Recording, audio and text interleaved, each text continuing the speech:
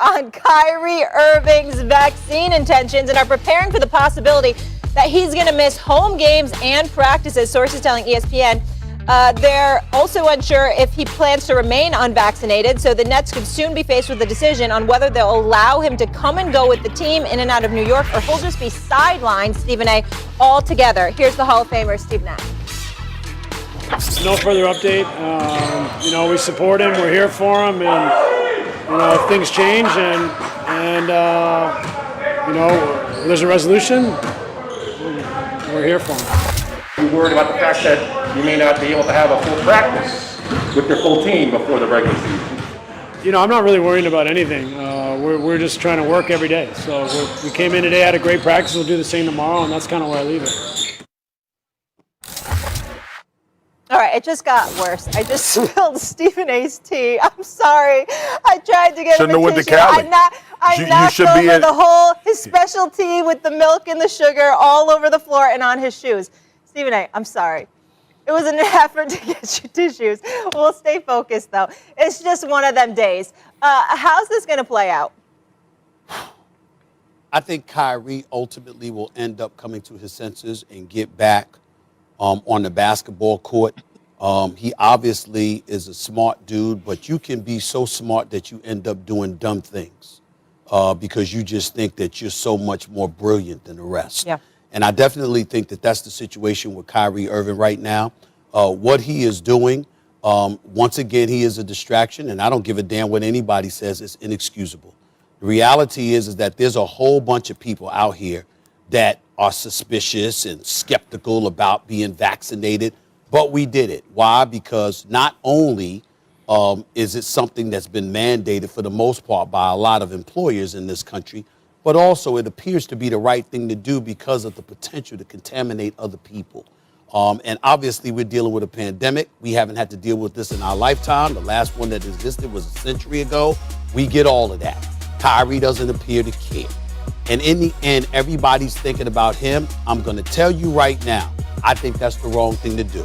The focus of all of this needs to be shifted to one Mr. Kevin Durant. He is the face of the Brooklyn Nets franchise. He is the best player on the planet as far as I'm concerned at this particular moment in time. What he wants is what he gets from the Brooklyn Nets. And if it were not for KD, I believe the Brooklyn Nets would be on the phone trying to trade Kyrie. Now, they would have a tough time moving him because Kyrie has given the impressions that he would retire before he accepted a trade. A matter of fact, I think somebody quoted him as saying as such. Obviously, that's not something that he wants to deal with. He doesn't want to deal with a trade. He chose Brooklyn. He got KD to pick Brooklyn, okay? So you got teams that know that he would be reluctant to play ball. As a basketball player, there isn't a team on the planet that wouldn't want him because he's just a spectacular player. But off the basketball court, he is considered a head case. He is considered a bit loose and a bit bizarre, okay? And he's got people in his camp like his dad and others, and I can bring them up because they feel the need to speak up for him from time to time, who are doing nothing but serving the role as enablers at this particular moment in time. And as a result, it's going to come down to KD because here is why. Kevin Durant is a baller. Mm-hmm. And what I mean by that is this is a brother that showed up to nightclubs with high tops on. This brother he thinks about nothing but hooping. Nothing but hooping. He don't care about nothing but hooping, okay? That's what KD is. And James Harden is that way too. They are hoopers. Kyrie Irving not playing ball with them is a problem. It is up to KD to step in and step up and say, yo, bro, I'm with you. I got your back. I support you 1,000% so long as you on this court with me. But if you're not going to be on this court with me, you going to come up against everything we planned. Nobody planned on the pandemic. Nobody saw that coming. But these are our circumstances and our situations. Clearly, Kevin Durant is vaccinated because he wouldn't be allowed to play in practice if he were not. So James Harden, same situation. There's one man that hasn't shown up, and that's Kyrie Irving. And by the way, I hear that he's been in fantastic shape. He came in ready to ball. He looks great. He's been balling throughout the offseason. He's ready to go, so nobody's questioning his love for the game. They just know that that's not the only thing he loves, and he's a bit distracted. It's going to be up to Kevin Durant to either reel him in or give the Brooklyn Nets the okay to move on from him. That is officially where the focus should lie, Kendrick and Marcus, because the bottom line is you certainly can't just rely on Kyrie because of all the important things that are on his mind outside of what he gets paid to do and get paid $35 million this season to do it, okay? This dude's got other things on his mind, and a lot of people say, hey, we know how spectacular he is, but we can't trust where his head is right now. This is what the situation is, Kendrick Perkins. You know what? Listening to Steve Nash talk in that interview, he looked frustrated. And I would be frustrated as well because, listen, the Brooklyn Nets actually was thinking and considering about changing their practice location to accommodate Kyrie Irving. And Steve Nash was basically said, no, we're not doing that. It's not fair to the other 14 guys in the locker room. That's one thing. Now, look, here's the problem, the main problem that I have with Kyrie Irving. You know, Kevin Durant, this is supposed to be your homie. This is supposed to be your partner. Kevin Durant goes to war and have Kyrie back, whether Kyrie is right or wrong. All the time he supports Kyrie and tells us, hey, that's Kyrie's decision, or he's a man. Kyrie is going to be all right. Kevin Durant has had his back 100%. And now Kyrie is messing up the whole game plan for the Brooklyn Nets. Because the whole plan was for all three of them to be signed under contract extensions going into this season. Kevin Durant has signed his contract extension. Kyrie Irving was supposed to be next. But now Kyrie Irving, since he don't want to get vaccinated and he still need to do his research, he's holding up the whole process because James Harden was then supposed to sign right after him. But now what do we hear James Harden saying? We hear James Harden saying, hey, I never experienced free agency. I might want to do it for the first time. Now, look, granted, he still has time. He still has a deadline, James Harden do, to sign the contract extension. But if he don't, then I feel like KD needs to make a decision. Hey, look, Kyrie, look, what are you going to do? What are you going to do? Because I have this brother in James Harden, who's also a hell of a basketball player, who also that I could possibly lose in free agency because James Harden might be sitting back saying, let me evaluate this situation. Let me evaluate and see what's going on with Kyrie and how they're going to handle him, or if KD is going to actually step up, like you said, Stephen, and say, hey, bro, look, I done had your back long enough. You done told us as an organization, you done told us that you were going to get vaccinated and you didn't miss your appointment. You didn't miss your appointment. You had an appointment set up and you missed it. So what are you going to do, bro? Like, what are you going to do? And I think at some point in time, Kyrie is going to rub KD the wrong way, and KD is going to get frustrated, and KD is going to push him and make him make a decision. But ultimately, this comes down to what does Kevin Durant want? He want to continue to be friends with Kyrie Irving, hold him accountable, or he gonna say, you know what? I got James Harden, this other killer on the side of me. Kyrie, if you don't want to get down with the program, we move forward. Kendrick, let's hear from Marcus. Go ahead, Marcus. Listen, man, I both of y'all make logical points, but Kyrie a grown-ass man, all right? And I understand what the sentiment is about what KD should be doing or what James Harden should be doing, but we all men in this league, man. And the bottom line is Kyrie is not going accordingly to what the plan was. So I agree with y'all on that stance, but I'm not putting this on KD's plate. I ain't putting this on James Harden's plate. Kyrie Irving been making irrational decisions. I hit Big Perk up sometimes and be like, man, what the hell Kyrie thinking? What he doing? Right? It's irrational. And y'all asking two other dudes to come and be responsible for what another grown man doing. And I disagree with that. I get the understanding of the plan and what they wanted to do in Brooklyn and how much KD may have an impact on who Kyrie is and the decision-making process that Kyrie is going through. But these dudes they are individuals trying to come together to make something happen on the basketball court. We are talking about a totally different situation, and I get it. Trust me, this is not for me to argue with both of y'all. This is not for me to disagree with both of y'all. But at some point, man, like we all play sports. Stephen A., you played sports, you had teammates. Perk, you played sports, you had teammates. Man, at some point, it's deaf ears, bro. Like, I'm sure KD done had this conversation. I'm sure that the brass at Brooklyn done had the conversation. The bottom line is Kyrie Irving has been doing irrational things. He's been making decisions. I've watched you and Perk, Stephen A., talk about Kyrie Irving decision making and things that he was doing throughout his career before the pandemic. Before the pandemic. So I'm not laying this on KD's plate. I'm not laying this on James Harden's plate. Yeah, Swagoo, here's the problem. You have no choice. And here's what I mean by this. It's KD's team. And the Brooklyn Nets can't make a move without consulting with KD because he's that franchise and he's that important to them. And he's so tight with Kyrie, that Brooklyn would be highly reluctant to do anything. What I'm saying and what KP is saying is, it's a different day. At some point in time, you can't hold the Brooklyn Nets hostage as an organization. No doubt. To your will if you're KD because you're being protective of Kyrie, a brother that's got so much different stuff on his mind that he ain't there for you as of yet. Now, the games haven't been played. Regular season hasn't started. Stephen A., hold on. I get the cachet and the relationship of KD and how KD could talk to him, etc. But what about money? I don't care how much money someone makes. He could miss $380,000 per home game. You think the man's just going to walk away from that? I don't think so, Molly. But Molly, you can't predict anything with Kyrie. A lot of people. I mean, that's mega money. Listen, Kendrick Perkins will tell you this. First of all, Kyrie has already made over 100. Doesn't matter. You make more money and the bills get bigger. Molly, you're not Kyrie. You're talking about Kyrie. We ain't talking about Molly now. Yeah. We ain't talking about me. We ain't talking about KP. We ain't talking about Marcus. We ain't talking about a lot of people. We talking about Kyrie. And he is considered a bit touched, dare I say, a bit bizarre. And as a result, he is the kind of person, KP, tell me if I'm wrong, he is considered the kind of person that has the potential to walk away from $35 million.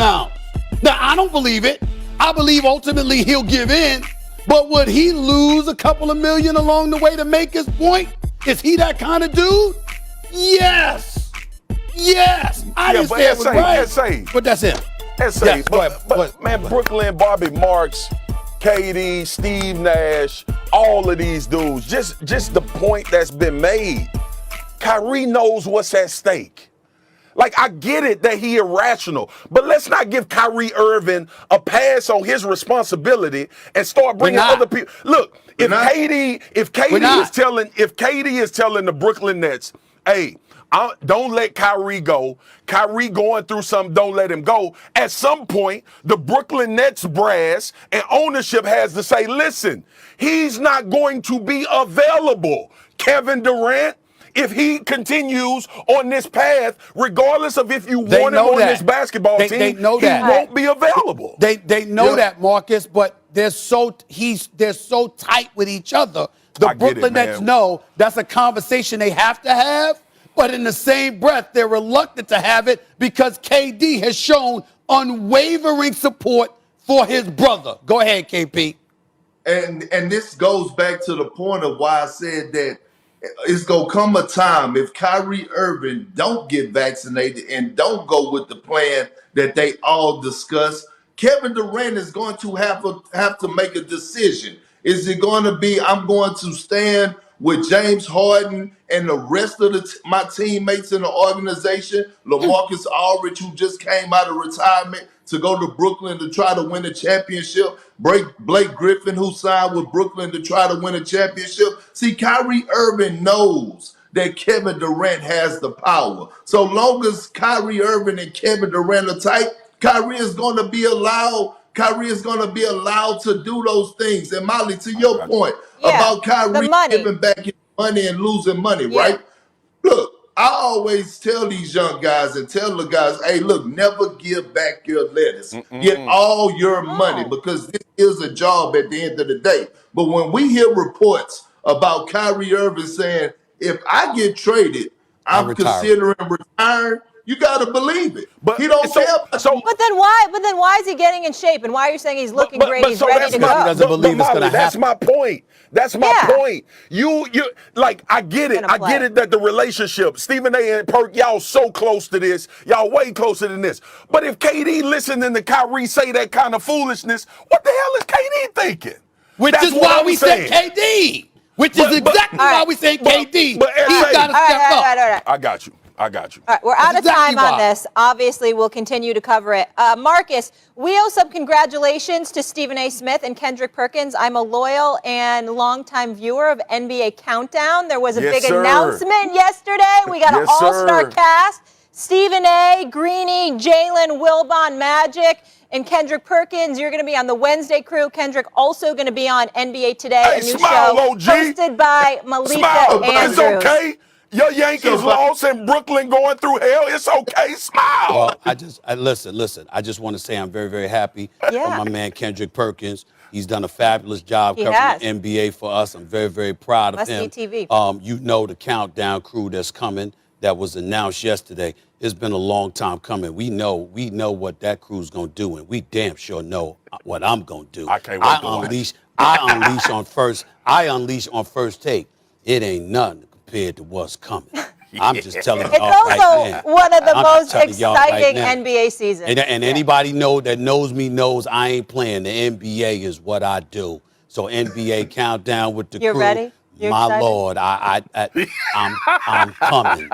That's Okay. all I'm gonna say. Okay. I'm coming. Buckle up. There you go. He coming. That He coming, That Molly. countdown. That He coming. countdown team debuts Friday, October 22nd.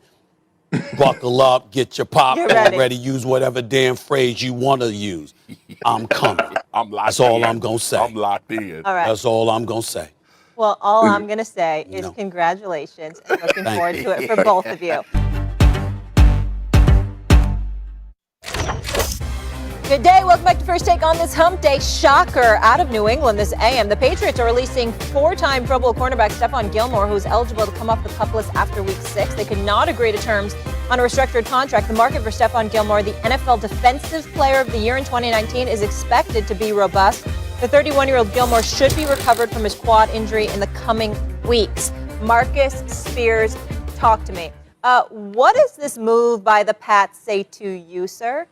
Yes, it's a move that we should have known at some point because we're accustomed to Bill Belichick making moves like this, and with guys with still a lot of good football left in their career. And it also tells me that this is a new direction. The Mac Jones era has begun in New England, and they want to retool, revamp, and refocus this thing and commit some resources to continuing to build around their young rookie quarterback who I think they love. They seem to love.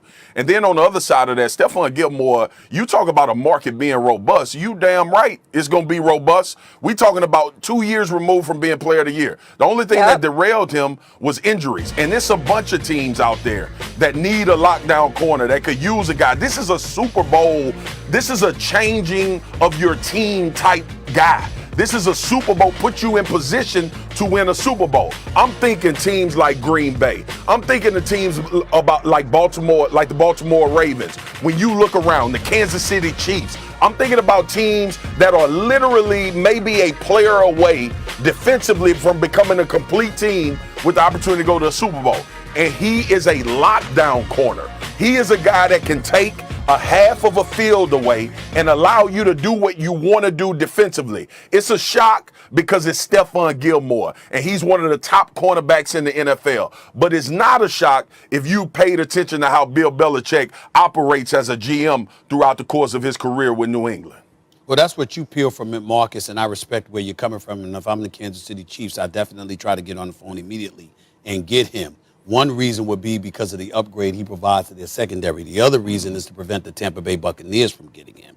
Because if I'm Stephon Gilmore, and we have to pay attention to this, there are people that are just, for first it was Brady that left, and then Gronk followed, and then Stephon Gilmore follows, then it really highlights the level of, I'd want to say, just disgust with Bill Belichick. Because if Stephon Gilmore ends up going to Tampa Bay, for example, if they pick him up and he ends up landing there, let's face reality, it ain't just to win a Super Bowl. It's to also give a dig at his former coach in New England who just cut him. And that's Bill Belichick. And that's what we've got to pay attention to here, because at some point in time, Bill Belichick, for all of his greatness, and it's undeniable greatness, let's be clear about that. The man is phenomenal, and we all know that. But at some point in time, it ain't just about your ability. You can't pull it off if guys don't go out there and execute for you. And when you want to treat everybody damn near like they're cattle, for crying out loud, or at least like they're just nobody, but somebody to do your bidding and that's it, and then you shove them aside like yesterday's trash, that's a problem. I'm not saying that Bill Belichick is doing that. I'm not as entrenched in the Patriots organization as the guys like Reese and others that are entrenched in covering that team. But what I'm saying is, if you're looking at it from a peripheral perspective, from the outside, and you look at what's transpiring, people are looking at Bill Belichick right now with a raised eyebrow, because you are 1-3. And if you continue to lose and Tom Brady continues to win. Texans this weekend should be a win. And then you got guys like Gronkowski and potentially Stephon Gilmore, who are members of that team. Now we're looking at you, and people are sending a message, not just that we want to go where Tom Brady is. We want to go away from this guy because this guy doesn't appreciate his players. You can get away with that a lot more in the NFL, more so than you would ever be able to get away with it in the NBA or Major League Baseball, but that doesn't mean your comeuppance won't arrive at some point. And Bill Belichick better be careful about that. You actually jarred something in my mind, and it's a very important point. I wonder if Bill Belichick's still operating like Tom Brady is his quarterback, right? Because we all could give these moves that he made a pass because he had the greatest quarterback of all time that will overcome you getting rid of players that would actually help you win games. So that's just something I'm thinking about. As you was talking about Bill Belichick and where he is 1-3 during the season, and obviously they want to build around Mac Jones going forward in the future. But ultimately the question will be, are you afforded to make these type of moves still without having 12 as your quarterback? Yeah, I mean, Mac Jones looked all right on Sunday, 19 completions. We'll see. But Gilmore, something special. 3 straight Pro Bowls, on one of 3 defensive backs to do that. I know, Tampa. Stephon go to Tampa. Stephon go to Tampa. We'll see. All right, guys, let's keep it rolling. That bad man looking like an MVP again, and he's just ripping off his squad. 3 straight wins. So what will the future look like for Aaron Rodgers now that they're having success? And it looks like he's here's Keyshawn on why Aaron Rodgers should stay in Green Bay. I don't know that there's a better situation in the NFL right now than the Green Bay Packers for Aaron Rodgers. The Pittsburgh Steelers are not a better football team with or without Aaron Rodgers than Green Bay with Aaron Rodgers. Just you can't find a better situation. Stephen A., I want to start with you here. Hold on, you don't even have to ask a question. What? That's a damn lie. Hell yeah. That's a damn lie that Keyshawn Johnson just told. Why? That's a damn lie. Aaron Rodgers on the Pittsburgh Steelers wouldn't make them better than the Green Bay Packers? Here we go. Personal agenda. That's a lie. Personal agenda about Steve. Is that No. I'm taking control of this segment, and we're going to do this in 2 parts. So the first part is this. Take your Steelers out of it for a second, so I know it's not. Wait, he said the Steelers. No, so I just want to know, so it's not about your heart. If the Steelers is out of it, would you say that you want him to stay in Green Bay? No, remember, I'm on the record saying yes, I but didn't want things him to have stay in Green Bay. changed. That was before the season. Now he's winning and having fun. Time out. Before the season began, I specifically am on the record, call up the tape. I said as long as Aaron Rodgers is on the football field, they're going to win games. This ain't about games. The level of disrespect that they accorded to this man over the previous few years, to me, there's no coming back from that. I get that. I thought maybe you worked past that. No, you don't work past that. He's on a football field. His teammates never gave him any problems. Okay. They weren't the problems. Gutekunst is the problem. He ain't going anywhere. So the point is that, to me, the die has been cast. As far as I'm concerned, Aaron Rodgers knew that he had the potential to win with this team. They were back-to-back NFC Championship games. Yeah. That's not the issue. Who gives a damn if they're winning football games on the field? We knew that was going to happen because Aaron Rodgers is the quarterback. But what I'm saying to you is this. We've seen how suspect Green Bay's defense can be from time to time. You trying to tell me Aaron Rodgers in Pittsburgh with Claypool and Schuster and Deontay Johnson That and can't Ebron and those happen. boys. It'd be I'm saying, too much for me. along with that defense, No. a healthy TJ Watt, Marcus. a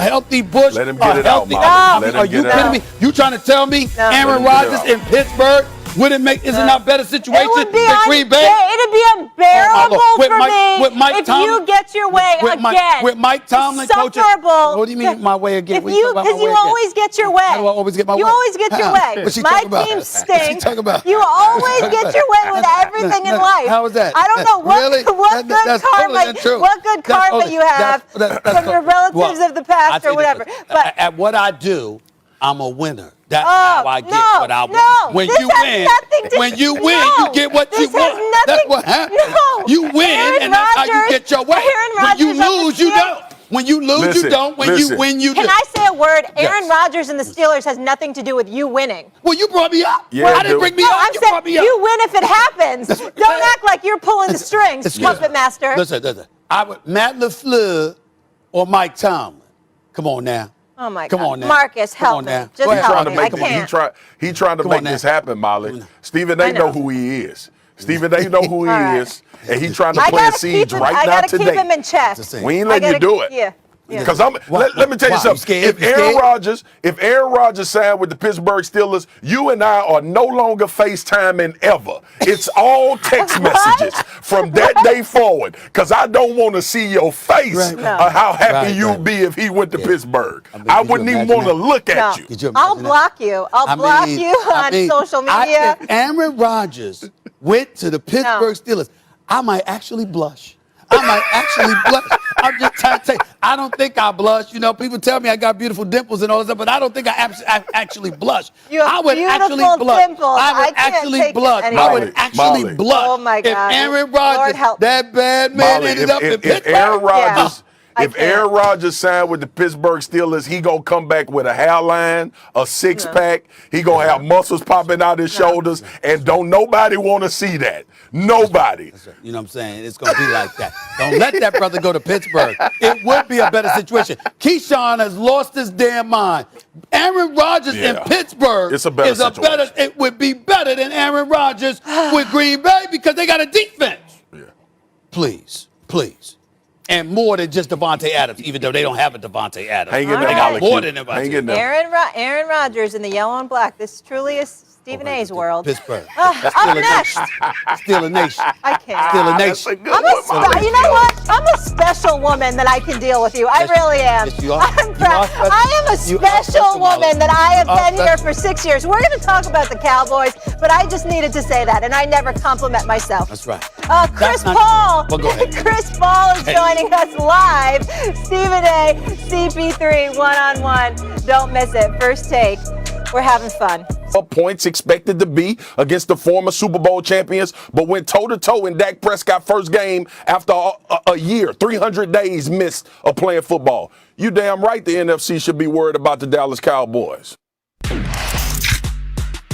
All right. So the Cowboys have won 3 straight since dropping their opener to the Buccaneers. They're scoring more than 30 points per game.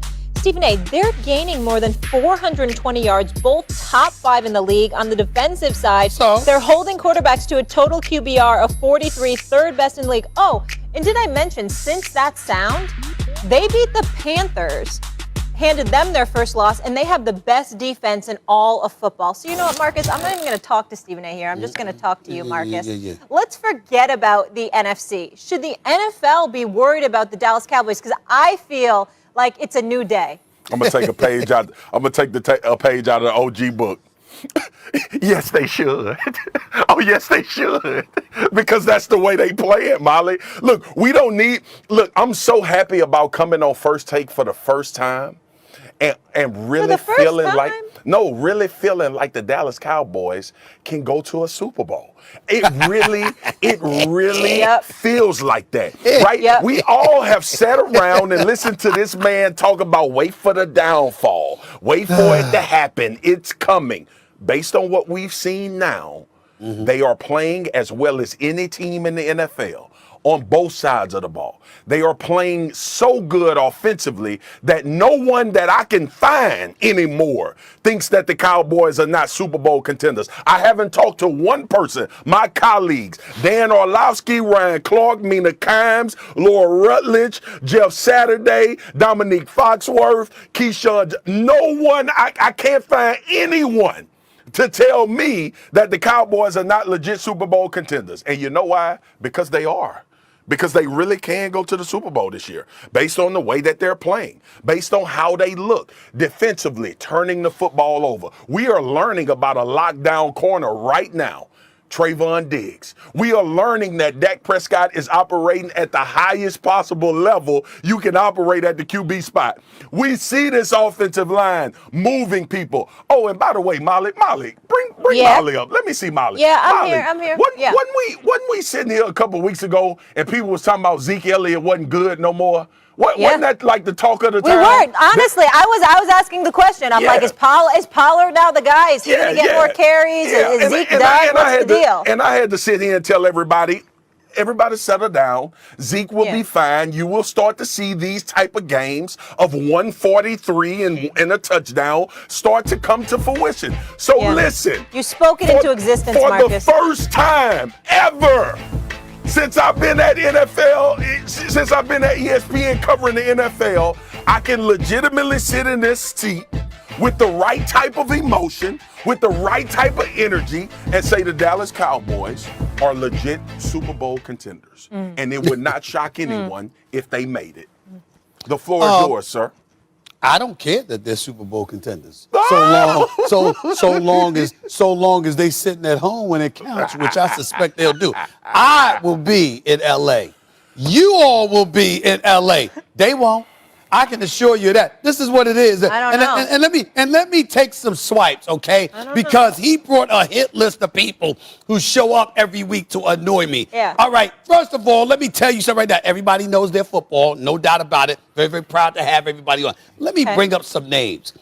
Ryan Clark, Mr. Steeler, who became He'll be here on Friday. Hold on. Don't interrupt the soliloquy right now because it's very important, Molly. Okay, because go I'm ahead. getting everybody here. Okay. Go. So we got Ryan Clark, right? He's the Steeler that somehow became a member of the Redskins before they gave up their name, and now they're a team with no name, okay? So we got that going on. He brought up Mina Kimes, Miss Seattle Seahawk, but we couldn't find her for a couple of weeks. APB out for her when Russell Wilson was struggling, okay? He brought up Dan Orlovsky, all right, who gets quiet every time we bring up the Detroit Lions or has to lean on Molly because of that Detroit love. Let's come together. Detroit, stand up. Detroit, as my brother, God rest his soul, the one and only Stuart Scott used to call Detroit. You bring up all of these names, okay?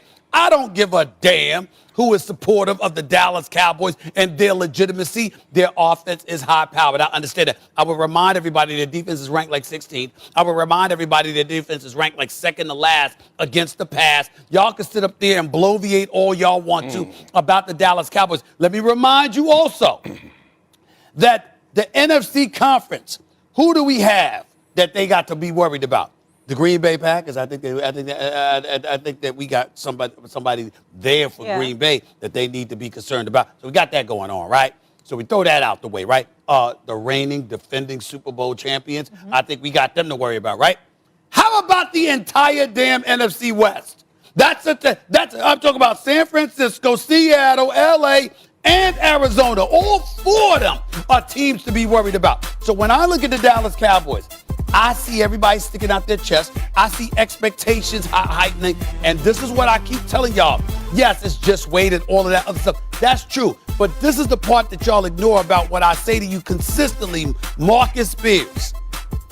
Some people are allergic to prosperity. The more they climb, the more palms get sweaty, backsides get tight, people start getting a bit nervous. And you got to remember, unlike any other franchise in the National Football League, because they're the Dallas Cowboys, and you got these disgusting, nauseating fans that make you want to throw up every time they open their damn mouth, that pressure boils, and they can't take it. And all I'm saying to you is that's exactly what's going to happen. We know they're going to the playoffs because they're in the NFC least. We know that. We know that. But in the end, what it comes down to is, what you gonna do? Yeah. And I'm listening to Marcus, and I'm glad that he said what he said. I'm glad that he said, because he's on the record, and I got the tape. And y'all chart this down. My producer, you chart this down. Mm-hmm. You chart that down. You chart down this date, and you hold that sound, that tape of Marcus Spears saying what he said. Because that brother, once the players arrive, is going to be a very, very, sad individual. See, Molly, and I'm loving it. Yeah. Molly, I'm loving it. Set yourself up. Set yourself up. Okay. This is when you know. This is when you know that it become a stressful situation. Yeah, he's getting nervous. I say this all the time. Because listen, he's getting nervous. You know what kids do? You know what? Yeah. This is what kids do. This is what kids do. You fuss at them about something. You fuss at them about their grades, and then they start saying, "But I cleaned my room, and I took the trash out." Yeah. And I made cereal. I didn't make a mess. I didn't spill any milk. Or when you're watching the movies, and the mafia throw the car, and somebody in the car, and they looking for them buttons to press so they can let the window down and get out. Right now, that's Stephen A. He in that car trying to figure out where the hell these buttons at. And I hope the Dallas Cowboys don't make it to a Super Bowl, because I'm going to drown. If look, the worst thing that can happen to Stephen A. Smith is the Cowboys end up in LA with us, because you think I've acted a fool on television. Yeah. You think I've come close bag over his head, paper bag. Wait, if it happened, I promise you, we will have beef until we talk it out like KD and Kyrie need to do. Well, I will say this. I guarantee you that. There is one thing you're missing. Hold on. There's one thing both of y'all are missing. You know what you're missing? What are we missing? I do have various sick days on my contract. Okay. I can always call in. No. Because when KD, remember you said KD weakest move? That would be the weakest move ever of anybody in sports. Molly, so don't even try it. Don't get a surgery. Don't come down with COVID. He can have a day off. Nothing. Because I'll make him do the show from a bubble. He can have a day off. I'm going to show up to his house with Southern University band, the baddest band in the land, and we're going to knock on the door and play music all day. Hey. There's time for elaborate excuses in the event that happens, but it won't be necessary. Okay. I'm done talking to you. I want to talk to him. I promise you. I promise you.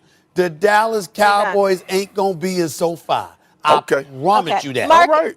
Marcus, tell me this, though. With all the hype, what's the definition of a successful season for Dallas, in your opinion? Minimum NFC championship. Minimum. Based on what the expectations they've set so far through this season. All right. Oh, I thought he was going to say something different. Oh, I was going to pounce all over him. I thought he was going to say something different. But I'll live with that. Anything he said, nothing less than a trip to the NFC Championship game. That is conceding you ain't going to SoFi. But that's a different story for another day. How in the hell that's conceding? That's what it is. See? Yeah. The minimum. Because you got Dallas. Excuse me. You got Dallas. Excuse me, Peanut Gallery. Are we done? That was directed to Marcus. Okay, good. All right. When we come back here on First Take, still to come, Chris Paul led the Rising Suns to the finals last season. CP3 joins us live to tell us why Phoenix is not a one-year wonder. Plus, Derek Carr was catching MVP buzz until his less-than-stellar Monday Night Football performance. Did he play himself out of that race already? I know Stephen A. can't wait for that one. Also ask him about the Suns, Ben Simmons situation, and much more. Plus, Stephen A. and Marcus's thoughts on the Chiefs-Bills this weekend. Keep it locked. The Raiders and Chargers clash for an AFC West shootout. Look at the stats, putting them numbers up. I run it up, turn it up, run it up, turn it up, run it up, turn it up, run it up, run it up. Touchdown! It's Eckler on the wheel, and the Raiders have a pulse here. I run it up, run it up, run it up. Eckler breaking away, touchdown! All these guys stepped up big time today, so it was awesome to see them. Run it up. The LA Chargers handily beat Derek Carr and the Raiders on Monday Night Football 28-14. Justin Herbert looked like the better quarterback and the Chargers the better team. Carr threw for 196 yards, 2 TDs, and 1 INT. A week ago, Marcus, you were pretty high on Derek Carr. It was all good just a week ago. Derek Carr right now is the early NFL MVP front runner. He's beat 3 defenses that we all respect in the NFL. High level respect for all three of those teams. He's playing at a better clip than any quarterback right now. I think my favorite thing about this new feature of First Take or new The hell you version looking of like First that Take for? is that we bring all this old sound back, holding folks accountable. Yes. Marcus, Yeah. you were real confident. I don't know if you were What's too up? aggressive there. Yeah. Can Derek Carr still get back into the MVP convo? Absolutely. He absolutely can. Might I add, okay? See, because when you move up in the business, like my OG taught me young, you have people that you can reach out to and get information from. Right, and I hit right. my boy Himbo up, who's a great researcher here at ESPN. Yeah. Mm-hmm. And you know what Himbo told me?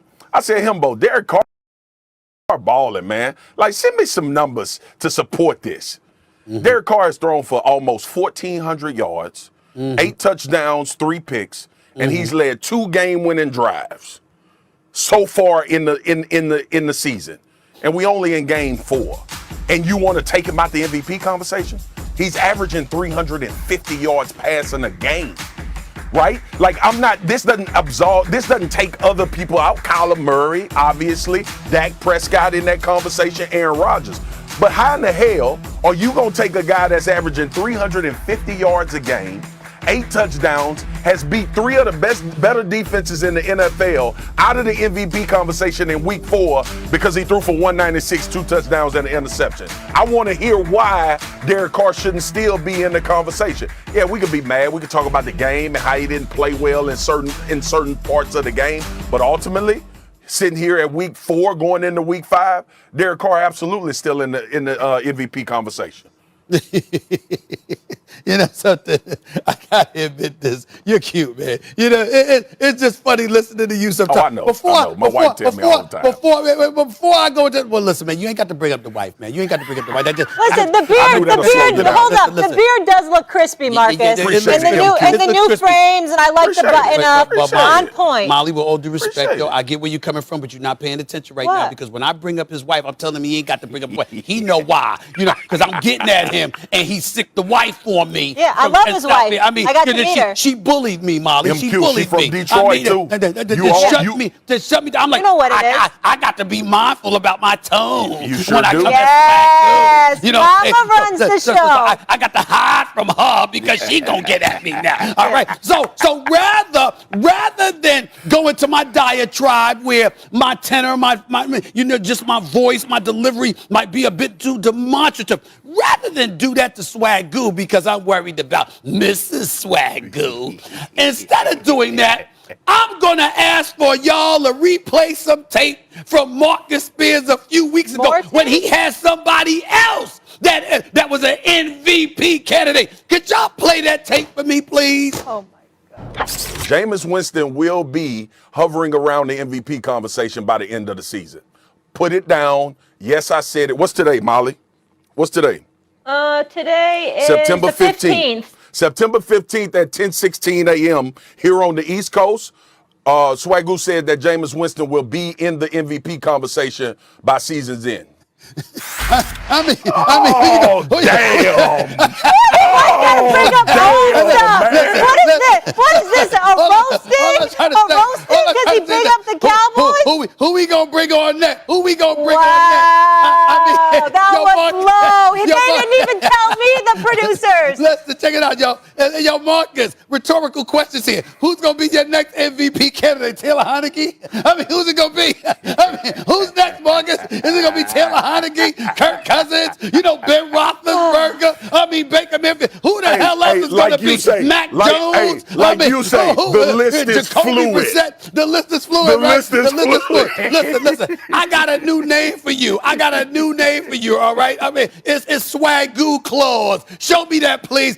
This dude did that. Look at him right there. Look at that man right there. Just give it out. Just give it. Look at him. Swag Swagoo clause. That's what I'm calling it from now on. I mean, this brother's just giving out MVP candidacies to everybody. Everybody. I mean, hell, give it a little bit more time. Give it a little more time, and I will be an MVP candidate that Marcus Spears mentioned. I mean, give me a break. Listen, Derek Carr, and by the way, Marcus, because remember, I want to make sure my tone is cool because Mrs. Swagoo is watching. You know, Marcus, did you see the Monday Night Football game? Because, see, I was here. I was at SoFi. I was in a beautiful, beautiful suite, courtesy of the Chargers. Thank you very much for your first-class hospitality. I had a beautiful, beautiful time. Marcus Spears, did you see the post game after they shellacked the Las Vegas Raiders, after they beat up Derek Carr, sacked him 4 times, had him tap dancing in the pocket like the late great Gregory Hines? God rest his soul. Did you see Joey Bosa speak after the game? Let me read the quote. Let me read the quote to you about Derek Carr. We knew once we hit him a few times, he really gets shook. And you saw on that Cat Covington sack, he was pretty much curling into a ball before we even got back there. Great dude, great player. But we know once you get pressure on him, he kind of shuts down. Oh, man. That's your MVP candidate. Now, we know what Derek Carr can play. We know he's not a scrub, and he really, really is a very nice guy. He really, really is, okay? Okay? But an MVP candidate, I mean, Swagoo Claus is your new name. Swagoo Claus. Show that picture again, y'all. Show that picture again. Thanks for the bulletin board material. They know. Stefan Urkel. Right. Show There we go. Look at it. Oh, my God. Look at it. There he is. All right. There he is right there. Swagoo Claus. Coming up. There he is. Coming up next on First Take, did the Rams just have one bad game against Kyler Murray, or did the loss give Stephen A. cause to pause? Plus, coming up next, Chris Paul joining us live. He'll go one-on-one. Oh, yes. There's a lot to get into this season. You know, I got my top 10 stories for the NBA season. And yesterday I did number 10, which was the Clippers. Number 9 on that list is the Phoenix Suns, the reigning Western Conference champions. That's number 9 on my list. And who better to talk to that about that than anybody else than the one and only Chris Paul, point guard extraordinaire for the Phoenix Suns. What's going on, Big Time? How are you? I'm well, Stephen A. And yourself? I'm doing great, man. I want to get into a lot of things with you. I definitely want to talk to you about FAMU and what you're executive producing on ESPN Plus. We'll get into that in a few minutes. But the first order of business is the sport of basketball. First of all, how are you guys feeling right now? How are you feeling about your team for this upcoming season? Good, really good. We're excited. I think the best thing our team got coming back this year is continuity. We got a lot of the same faces that we had last year, but just like everybody else, we got to start over. You finished 51-21 last season, CP3. You won the Western Conference Finals. Did that surprise you at all that you guys were able to pull that off? Was that your expectations when you first arrived there last year? I don't think it surprised us at all. And every time we step on the court, we expect to win. The guys in our locker room, the coaching staff that we had and that we have now, being led by Monty. He's an unbelievable coach, a mentor, and, we just try to stick to our principles, and we'll do the same this year. Y'all lost in the finals. Y'all were up 2-0 and ended up losing to the finals. As you reflect on what transpired in that NBA finals that led to y'all defeat, what do you really, really focus on? What do you peel from that experience? How did it happen? Man, you learn so much. We lost to a really good team, good Bucks team. They beat us. Obviously, there's a lot of things that I feel like I could have done better, things that we could have done better as a team. But you learn from it and you move on, and you have to get ready for this upcoming season. DeAndre Ayton is a big-time player. He really showed a lot of promise and development as the season progressed last year. I thought he really had a good playoff. Then obviously he ran into a little something different in Giannis Antetokounmpo and the Milwaukee Bucks in the NBA Finals. Now he sits here and he's making news because there seems to be a stall in contract talks or what have you. How concerned are you that this is a guy that's not going to be a part of the long-term plans for the Phoenix Suns in the future? I can't imagine that's going to be the case, but how concerned are you about that? I'm not concerned. That's the business of the game. Those contract talks happen as players, agents, all that stuff. We got Mikal Bridges, another guy who's a big part of our team. So, hopefully that stuff will take care of itself so we can get back to playing and, doing what we do. As you reflect on your career, particularly over the last 2 seasons, I remember a couple of seasons ago, people looked at you and they wondered how much you had left. Yet you arrived in Phoenix after being an all-star in Oklahoma City the previous year. You arrive in Phoenix, you play lights out, you're an all-star again, you average 16-9 on the season, and you lead this team to the NBA Finals. What did last year say to you? I know what it said to everybody else in the basketball universe about you and how extraordinary you are as a point guard. What did it say to you about yourself at this point in time in your career? Man, I think it just told me to keep working. I think over the years, I'm so blessed to be going into my 17th season, but it's about the work. It's about putting the work in and day out and being grateful for the opportunity. But yeah, that was it. It's never been about anything else but the work. This is a kid's game that we get a chance to take care of our families playing, and I'm going to continue to do that and try to do it at a high level. You constantly preach that message all the time, but it's not just about you. You say that message for a lot of people out there, for people who don't know you. A lot of times you play the role of a mentor to a lot of people. A lot of cats call you up, they listen to you, they get your guidance and your tutelage and what have you. Do you feel that it's important now more than ever to disseminate that kind of message about it being about the work? And if so, why do you feel at this particular moment in time that it's important to send that kind of message? Yeah, it's funny you say that. It's always been about the work. And for me, I'm big in grassroots basketball, right? So my dad spent his entire 401k on me and my brother playing travel basketball. My mom was team mom on every AAU trip. And so the fact that we have our own program and I have the opportunity to see kids who use this game to change their lives, right? So I think for me, it's just always that, is if I know something, if I got any piece of knowledge that'll help the next guy, help the next young lady, whoever it may be, then I can't help but to share it. Mm-hmm. I got you. Let me transition real quick to the subject of a Kyrie Irving right now. I know you're no longer when you think about the role C.J. McCollum is going to be the president of the NBA Players Association after you served so admirably for years in that position. But you got a guy like Kyrie Irving that's making some noise right now because of the whole vaccination situation. I guess the question to ask you would be, what's your take on all of the noise that has been made about the vaccine situation involving the NBA, considering the mandates that exist in New York and San Francisco that potentially compromised Andrew Wiggins before he ended up getting vaccinated. And, of course, it's still compromising potentially the Brooklyn Nets because Kyrie, at least at this moment in time, hasn't handled that situation. What are your thoughts about all of that? Yeah, I think every situation is personal. Every situation is different and it's personal. It's not up to me to make a decision for anybody except for me and my family. I had some unbelievable years as the president of the PA and still involved here and there in different things. But I feel on any situation it's up to that individual, and they have to make that decision for them and their family. Let me transition to Why Not Us, because obviously you're the executive producer of that. We're going to focus on FAMU football. There's no question about that. You're an executive producer. It's exclusively on ESPN Plus starting October 14th. My birthday, by the way. Not that anybody cares, but I'm letting you know that. This season of Why Not Us will follow Florida A&M head coach Willie Simmons and his 2021 Rattlers as they begin play in a brand new conference, the SWAC. Before I ask you about that, I believe we have the trailer. Let's watch that for a second. Fundamental. Finish. We are. Let's go, man. You got to know the guy beside you. What are his goals? What are his aspirations?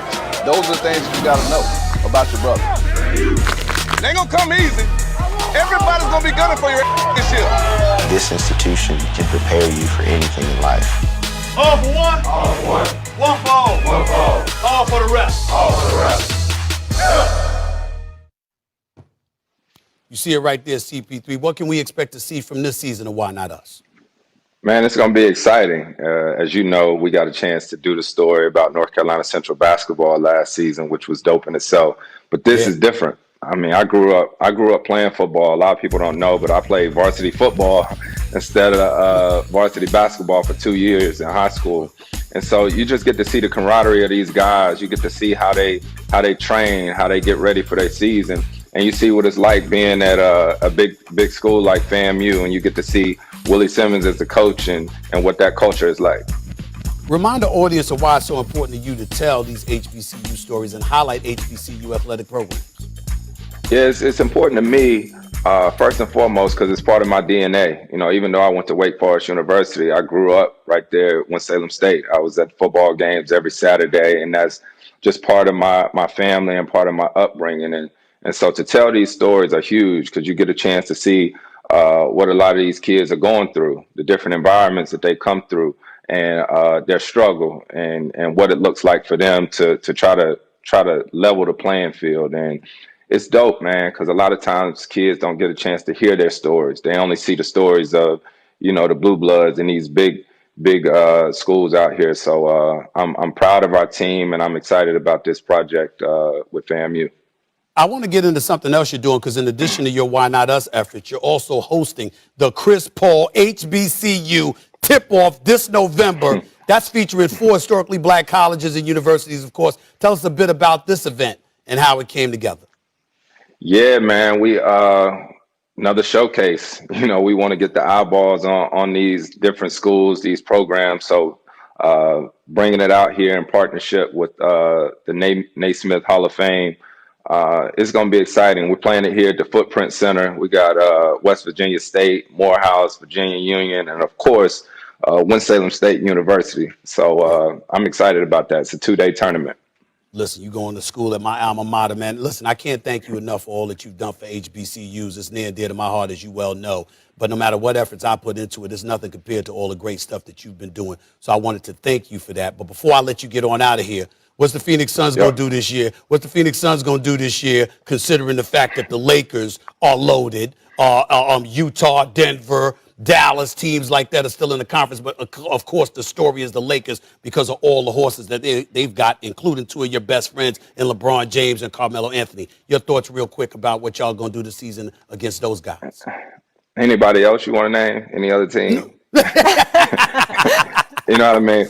It's just funny, man. I've been in the West my entire career. 17 years in the West. It ain't never been easy. You know what I mean? So you take it game by game. Every team in the West, they feel like they got a chance going into the season, and I feel like the West is going to be just as tough this year as it's been any other year. My man. Stream Why Not Us, FAMU football next Thursday, October 14th on ESPN+. One of the greatest point guards in the history of basketball, the one and only Chris Paul. Appreciate your time, my man. Thank you so much. Appreciate you. No doubt. Back to you, Molly. Class act right there. Love that message. Don't forget, Stephen A., we're going to be live from the campus of FAMU October 29th. First Take is going there, so that'll be fun.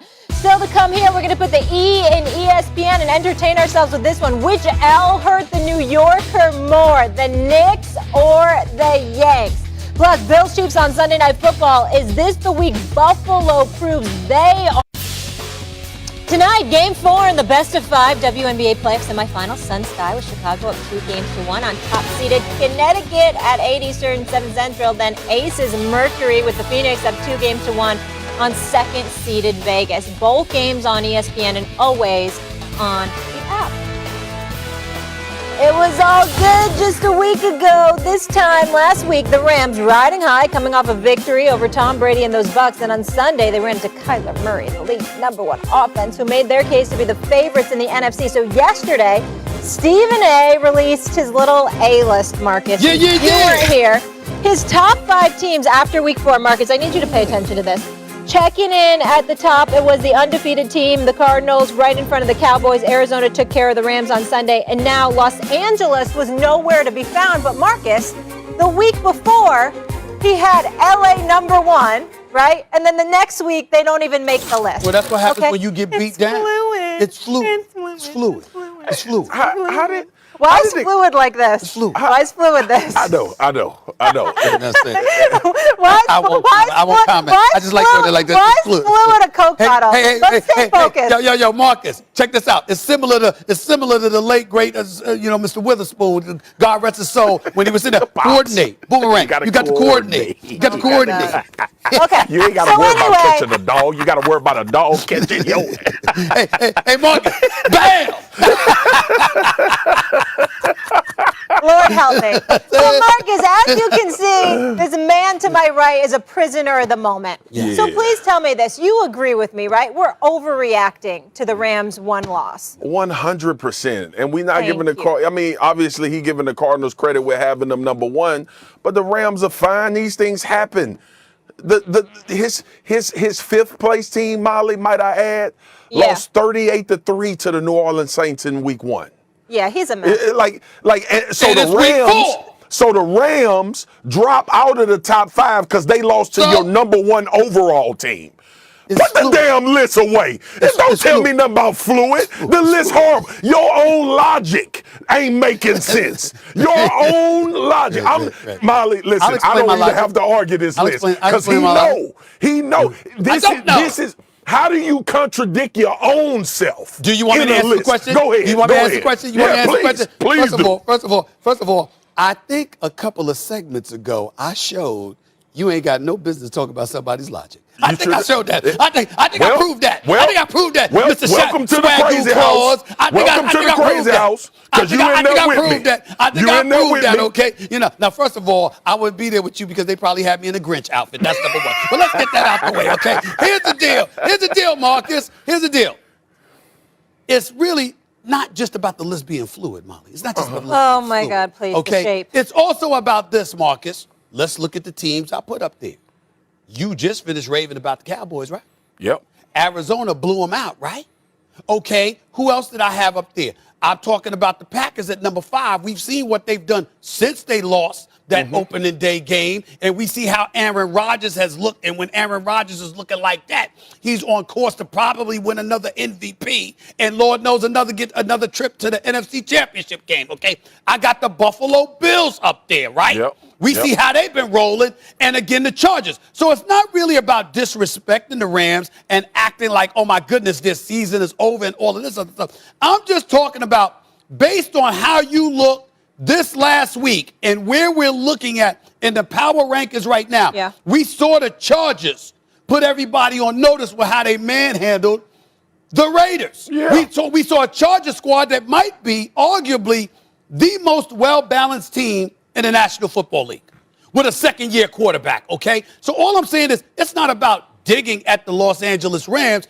It's about pointing out right now, based on how these cats look following week 4, how are we going to summarily dismiss those other teams, and how are we going to keep the Rams elevated after they got pretty much punked on Sunday on their home turf at SoFi?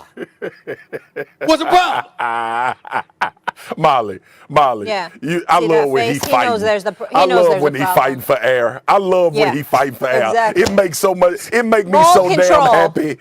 Dominate the segment. Hey, America, that number 5 pick is about his affinity for Aaron Rodgers. It don't have a Green Bay damn not a thing top to 5 do. team in the NFL right It now? don't have a damn No. Time out, Marcus. they not. Time out, Marcus. Time out right now. You argued earlier this show, Stephen A. Smith, how Aaron Rodgers should get out of Green Bay. Their defense is suspect. Come to the Steelers. We have a real defense. You murdered them, and now you're going to try to act like they're that deal? Get out of here. Goodbye. Excuse me. Do we have that tape? Because that just happened like an hour We need ago. that I just said it. But be clear.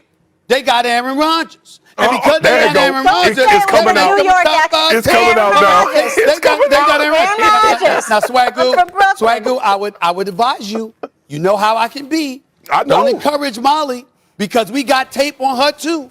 Come on, Swagoo. We got tape on Molly now. Remember she got an attitude. Remember she got an attitude to sit up out of her chair going to see Purdue. I'm not scared. Don't get me started. I got nothing to hide. Marcus, she don't want to mess with me. I'm good. She don't want to mess with me, good. Marcus. I sleep well. Don't trust me. She don't want to mess with me. Hey, you know come with all that evidence. Hey, Molly, I ain't gonna let him do it. You know what's disappointing? You know Yeah. what's disappointing? Talk all to right? me.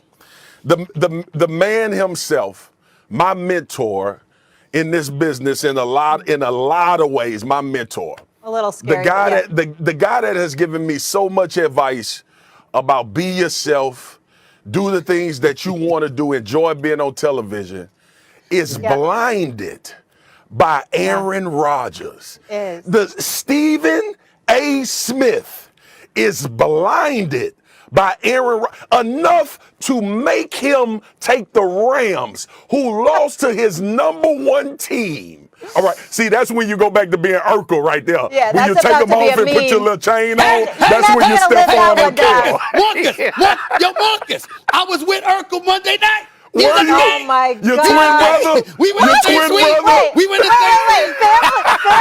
Family matters? Urkel family matters? Yes. Oh my He was God. there. Did you ask him how, It was did you good to ask see him him, how man. Laura was? It was good to see him, man. Yeah. He's Wasn't looking that her good, name, taking Laura, care on of the himself, show? man. He's a good brother, man. We went in the same suite.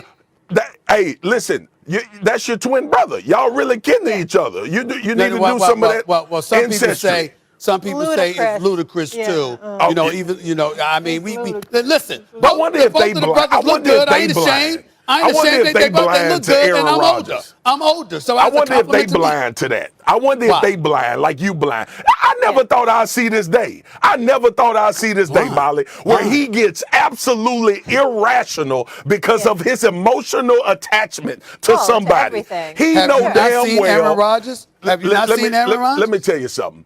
You know damn well throughout the first 5 weeks of this season that the Rams have played better than the Green Bay Packers, Stephen A. Smith. Not this past week. What's their record? What's the record right now? What's the 3-1. record? I think it's identical records. It's identical records. Stephen A., they lost to the team you got #1. I understand that. All right, Marcus. They got blown out. Marcus, what's There's a the difference. hold on. There's a difference. Okay. Aaron Donald and Jalen Ramsey Okay. ain't gonna let that happen again. I believe in their brothers. Yeah. But Matthew Stafford and that offense got punked. Okay, can I talk some Yes. real football now? Sure. Marcus. We are talking real What- football. How dare you? Well, there's kind of a statute of limitations for how much one can compliment oneself in a show during a soliloquy. Okay. I'm staying focused, though. Okay, For you, okay, Sam Molly. Tanucci, our producer. Marcus, how high is the ceiling for the Packers? It's very high. Listen, Aaron Rodgers is there. I agree. But ultimately, when you look at this team in a whole, they have some flaws and some deficiencies, and they may very well be out their best cornerback, who is very important to what they do from a defensive standpoint. So, listen, we all got a clear-eye view, I hope. These are for fashion, by the way. He probably need them to see. I do. And, I do. okay. I need them. And Molly, I know you need them, but you make I them need look 'em. good. You make them Thank look you. good. I appreciate Molly it. fly. Molly got it. fly. We Thank you. all know that. We all know Anyway. Molly on another level. But that don't mean I'm Anyway. losing. What? The bottom line is this, Molly Q. Green Bay is a good football team. But in comparison to what we see in the NFC right now, with Arizona, with Dallas, and consistently with the Rams, I would have those three teams ahead of them. Same page. First of all, it's Molly QR, not Molly Q. That's number one. My bad. And number Molly two. QR. And number, Sorry, and, num- MQR. and number It two. doesn't roll off the tongue, that's why. And number two, Yeah. Marcus, you talking about I probably need these. Could you remind the world how old you are, sir? I'm 38 years old, sir. Come see me when you 53. The Wait, are you The about to OG. compliment yourself again? Yeah. We That's weren't what he's allowed. doing. Do you No, have we're any not. idea? Hey, Do you have hey, any Molly, idea how Molly, good I let me look? help No. him. How Let me good help. I What look? kind of I mean, glasses are you are they? kidding me? Hey, Are you Stephen A., what kidding kind of me? glasses No. are they? What kind of glasses Cartier. are they? Those are Cartier. Yeah. You can't hide it. You can't Marcus, we need a clock counting all the times in a show Stephen A. compliments himself. I'm Like a just little saying. ticker. I mean, we need a tracker. listen, We need a tracker of a that. brother in his 50s with a receded hairline Oh and my still God. looking this damn good. I mean, damn. I mean, damn. it's not even fair, Stephen what A. LA It's do not to even you. right. Molly, It's you not must- even right. And Molly, the bank account's growing. It's not even fair. You Don't must hurt have put him. Stephen You A. must have put him on them plier bowls, and you must have put him on some of them the avocado and the green juice. See, that's what happened when you go to L.A. Hey, everybody! I want everybody to understand what happens when you go out there on the West Coast. See, Stephen A. He is one of those people with the kind of bank account where you just transition to the West Coast when they get cold over here. It's under 40 degrees. I'm gonna go to Cali for the rest of the year. I'll be back. Can we end this segment by me acknowledging something very sad on 2 points? What? Number one, I did make sure to negotiate to be bi-coastal because I was tired of cold weather. That's number one. And number two, I don't blame you for that. I did drink some avocado juice this morning. I did. I'm just admitting it, man. Right. I'm just admitting it, man. Let's just go to break. I can't. He's making it rain now. Party's over. All right, still to come. I got to bring him down to earth, Stephen A. Bring you down to earth. Your Yankees. What's the deal?